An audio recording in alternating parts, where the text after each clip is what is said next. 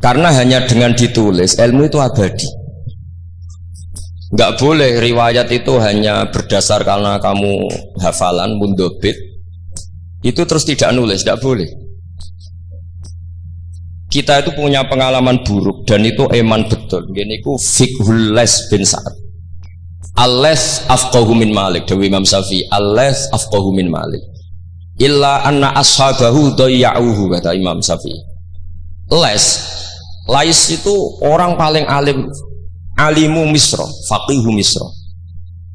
Itu kalau debat sama Imam Malik itu berjilid-jilid. Tapi ashabu Malik itu lebih peduli terhadap pikiran-pikirannya Imam Malik, sementara ashabul Les itu enggak, sehingga enggak ada mazhabnya hilang. Jadi nasib ulama yang mazhabnya hilang itu Les bin Sa'ad, kemudian Sufyan bin Uyainah, ini semua gurunya Imam Malik. Sufyan As-Tsauri juga gurunya Imam Malik, gurunya Imam Syafi'i. Nanti nasibnya Mbah Mun kalau tidak ada yang mentadwin, membukukan, akan seperti itu. Karena orang akan menafsirkan tidak dengan panduan guru-gurunya ila Rasulillah Shallallahu Alaihi Wasallam. Sama masih ingat ketika ini betapa luar biasanya Mbah Mun tentang tafsir. Seperti yang kita katakan Gus Rosid tadi, Mbah Mun itu putra Mbah Zubair, tapi ngaji sama orang ahli tafsir, ahli Quran, ini Said Alawi. Sehingga Habib Salim Asy-Syatiri itu punya karangan ya tentang tafsir, namanya An-Nafahat Al-Haramiyah atau Al-Fawaid Asy-Syatiriyah. Kalau gadah kitab sekitar 2 jilid. Mbah Mun itu dulu ngajar kita Faidul Khobir fi ulumil Quran, fi ulumit tafsir. Rian ngajar seminggu 2 kali di MGS. Ini Pak Sukron ya termasuk alumni MGS, berarti pernah sekolah berapa kali Pak diulang Mbah Mun? Seminggu. Jeleng seminggu 2 kali. Hatam. Tak kok hatam gak boleh. Jujur itu baik. Jadi jujur itu baik. Nah, barokahnya mudawan. Saya beri contoh satu, betapa resikonya andekan ilmu itu tidak mudawan. Ya kayak Khawarid itu. Khawarid itu orang yang ibadahnya khusyuk, tapi itu kecelakaan bagi sejarah umat. Sampai Nabi ngendikan syarru hadil ummah al-khawarid syarrul khalqi wal khaliqah. Orang khawarid itu buruk-buruknya makhluk, ini Kak sabda Rasulullah sallallahu alaihi wasallam. Karena orang khawarid itu menganalisis nubuah itu dengan pikirannya sendiri, bukan dengan pikiran sing mudawan musalsal ila Rasulullah sallallahu alaihi wasallam. Saya beri contoh yang paling gampang. Ketika Nabi Fathu Mekah itu kan corong Jawa kudune kaul itu semangat tawaf. Tapi Nabi unik, semua sahabat itu tofu mus'atan, semua tawaf secara jalan kaki. Padahal kayak apa kita diusir dari Mekah, kayak apa kita meninggalkan Mekah secara tidak terhormat.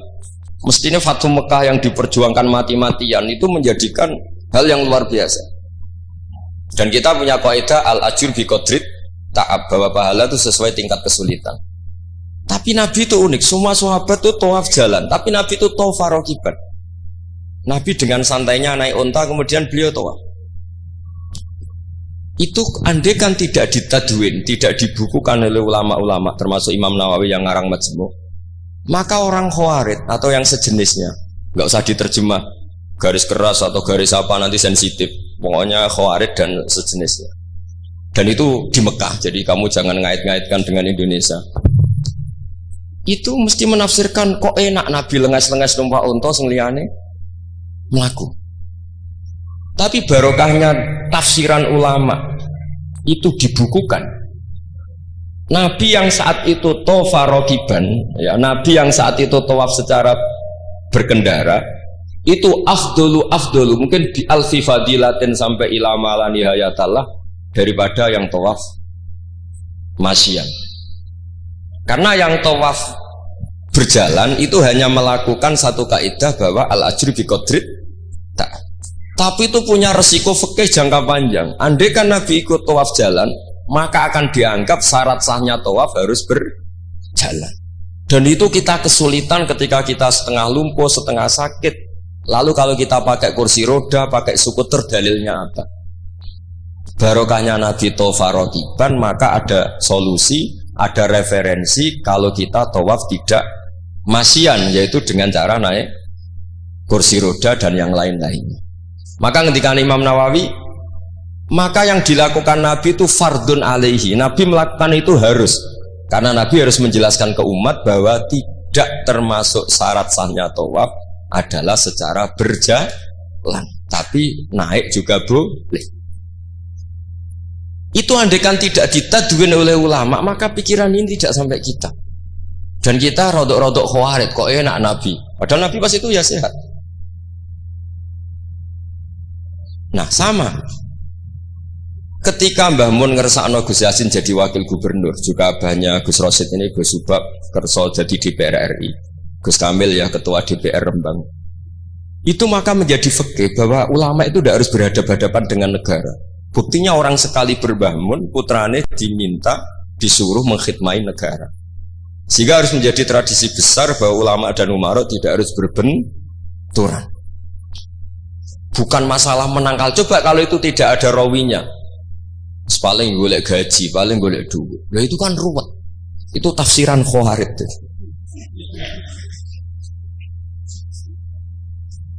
Jadi, saya itu punya sanad mutasil. Saya berkali-kali ketemu abahnya Gus Rosid, beliau juga guru saya, Gus Subab, semuanya.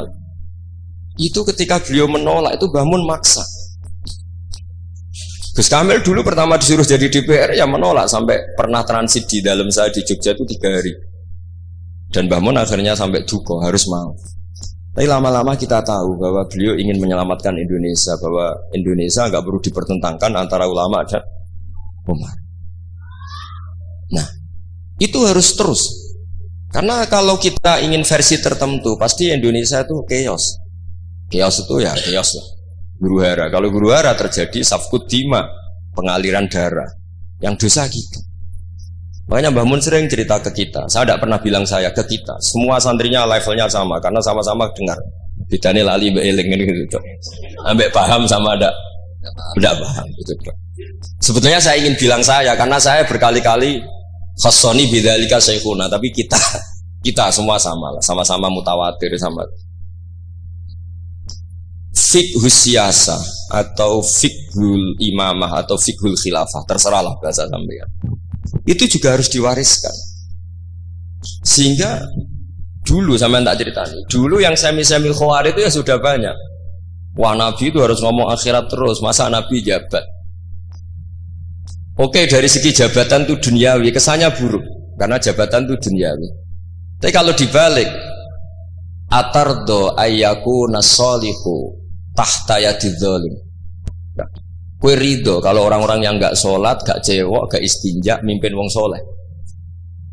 Jadi harus dibalik, harus membolehkan orang soleh yang mimpin orang dolim, jangan dibalik. Wong soleh pokoknya yang masjid kabeh wiridan kabeh dipimpin wong dolim hanya karena kamu mengharamkan politik.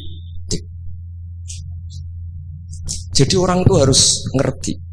Makanya ketika beberapa nabi itu harus kita tahu, ada nabi yang ngaji terus kayak Nabi Yahya, Nabi Isa. Ada yang nabi yang seumur-umur itu jabat kayak Nabi Dawud, Nabi Sulaiman. Kamu boleh niru Nabi Dawud, Sulaiman jabat, tapi nggak boleh meniru istrinya 1000. Itu 4 saja masalah gitu ya. Sitok wis kudu pegatan ya gitu sekarang. Rai-rai gak meyakinkan ini satu aja sudah. Tapi itu tidak saya loh. Jadi sampai Allah menurunkan ayat am yahsuduna nasa ala ma atahumullahu min fadli faqad ataina ala Ibrahim al-kitaba wal hikmata wa atainahum mulkan azim. Jadi ada orang-orang soleh yang oleh Allah disebut bahwa mereka itu jabat. Gini ku alu Ibrahim. Ada banyaklah orang-orang soleh yang jabat. Mereka adalah orang-orang yang tak kasih kitab, tak kasih hikmah, tapi ya wa atainahum mulkan azim. Ketika Mbah Hasyim di putra Gus Wahid jabat, dulu Mbah Wahab Hasbuwah dia anak Gus Wahib juga jabat. Mbah Mun punya putra Gus Bab, abahnya Gus Rosid dulu ya di PRRI, Gus Yasin wakil gubernur. Ini kita sebagai muridnya Mbah Mun bukan melihat urusan jabatan, urusan bahwa kita ikut berbakti sama negara. Makanya ketika Mbah Mun kapundhut hari Selasa tanggal 5 Dzulhijjah, itu saya masih ingat betul. Ketika itu saya di dalam ada Gus Subab, ada Gus Naji, ada Gus Kamil, ada semua lah. Itu mereka itu kelihatan apa ya, masih nggak sadar kalau abahnya wafat. Kelihatan senang. Senangnya itu karena mereka menyaksikan betapa yang diinginkan Mbah Mun itu kesampaian. Beliau-beliau ini cerita, Mbah Mun itu cerita gini, Cung, aku nak mati Jumat berarti aku wali, nak mati Selasa aku ya wong alim. Jadi berarti beliau itu milih jadi orang alim. Jadi dia relax. Terus ada beberapa apa ya, uang lah atau apalah. Kata beliau sama Gus Ibab, bilang ke Gus Ibab, bab jika aku nak teko balekno, nak ra teko bagi ning anak-anak. Jadi semua dipersiapkan. Begitu mudah beliau melihat kematian, melihat kapundhut, melihat seringan itu. Karena kerinduan seorang wali atau orang soleh kepada Allah itu rindu sekali. Dan ini kita harus punya riwayat, dan itu menjadi fikih besar. Nggak boleh kamu pakai fikih khawarij. Kiai kok jabat, kiai kok kedonyan. Misalnya ono kiai wong soleh ora oleh kedonyan, terus saiki wong salat buruhe wong ra salat, kowe rido. Wong salat buruhe wong ora salat. Mergo sing salat kok kon melarat. Dadi nak fikih aja fikih khawarij. Fikih sing bener maca majmu'. Nak ra iso maca jerone maca judule.